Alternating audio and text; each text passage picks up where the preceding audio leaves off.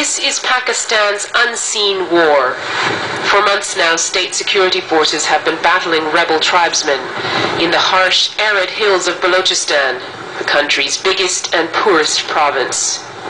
It's an old conflict that's taken on new life, one that has nothing to do with the Taliban or Al-Qaeda, a remote war the world has barely noticed. The town of Bugti has seen the fiercest fighting. It's the home of the Bugti tribe. Most of the people have fled. No one knows exactly how many died. Pitched battles exploded after months of skirmishes between troops and tribesmen. The state wants to show who's in charge now. He used to be the man in charge. Powerful tribal leader Nawab Akbar Bugti. He raised his own militia and ran his own courts. Once a government ally, he's now taken to the hills, claiming to be a nationalist struggling for Baloch rights. The government says he's standing in the way of progress. There are 2 or 3 tribal chiefs, and they are still trying to protect their political turf and their positions, but they are basically the old feudal tribal system is very oppressive, and they're the ones who have suppressed their people.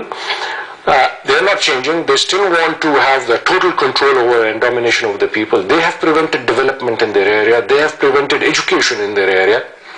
There he used to have a meeting with his locals. The military has declared victory. And you can see him. Colonel Furqan can now walk freely through the fort of his adversary.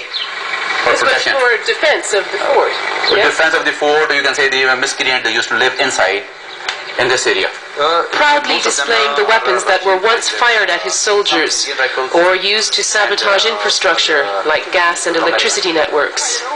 Akbar Bugti is still directing a guerrilla war from his mountain hideout. But the colonel believes his forces have imposed peace on the town. People are still only trickling back to Bugti's deserted streets. The government promises to give them a better life, to restore the rule of law, or to at least restore the electricity. As far as peace and security is concerned, you can see the shops are closed. If there was peace, people would come back to their homes. Also, there's no electricity, no gas or water.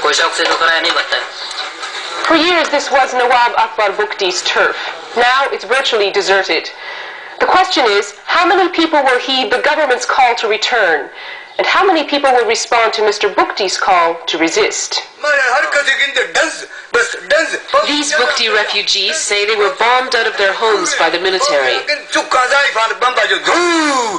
They're afraid to go back as long as their leader isn't there. Around 300 families huddle in this desert, in the hottest part of Pakistan. They've been here 5 months now, without any aid, they say. Trying to hide from the baking sun, begging for their food. The land may be desolate, but it's at the root of the conflict.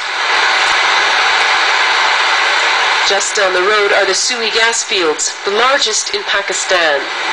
Balochistan is rich in natural resources, but its people are the poorest in the country. They accuse the central government of taking most of this wealth, giving them almost nothing in return. The authorities acknowledge there has been discrimination.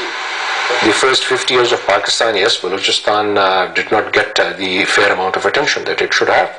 I also believe that since October 99, under a new policy in which all the other provinces and the Federation have become very conscious of this, and there is a systematic focus on Balochistan. There are grand plans for the coastline. The government is building a port city. The idea is to create a regional economic and energy hub. But again, this is development driven from the center. And to protect its investments, the government is building military garrisons in strategic areas. Many Baloch resent the growing presence of the armed forces, seen as imposing Islamabad's agenda. Anger at central control has triggered 4 uprisings in the past, and say some is doing so again. वो तो उसकी approach बिल्कुल एक colonial है. The government's approach is colonial. It doesn't need the people of Balochistan. It just wants the resources. But the Baloch people want to become masters of their natural wealth. This is a national struggle. The tribal leaders are nationalists, and the Baloch people support them. वो समूथली चले. That support is increasing. This is a rally organized by a nationalist party in a town far from Bugti. The crowd includes shopkeepers, school teachers and students, Balochistan's educated middle class. For them, Nawab Akbar Bugti has become a national cause and a possible example. We want complete autonomy and we are trying to get our rights through the democratic process.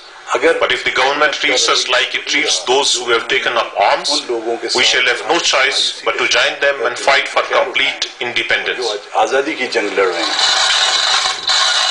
Balochistan's vast resources have only just begun to be tapped. The government is carving out a new front line, replacing an electricity network destroyed by tribal rebels. The stakes are high. Continued guerrilla war could scupper its ambitious development plans. So far, the government's responded to the uprising with military force. That didn't crush the nationalist movement in the past, and insurgents have a vested interest in making sure it doesn't work now. Barbara Platt, BBC News, Balochistan.